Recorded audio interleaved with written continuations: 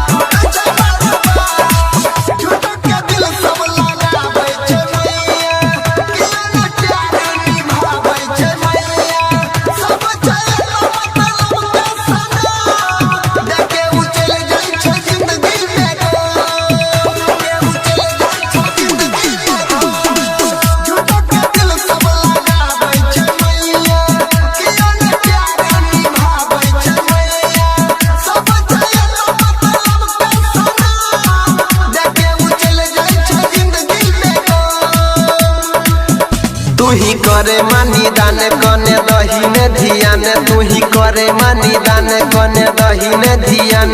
करे कोनो चमत्कार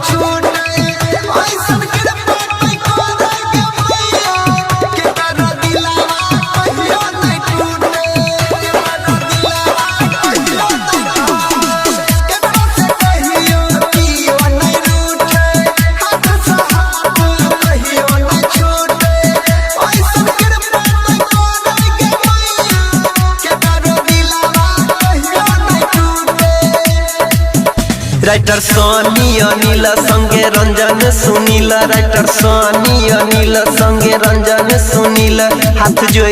करे छौ पुकार।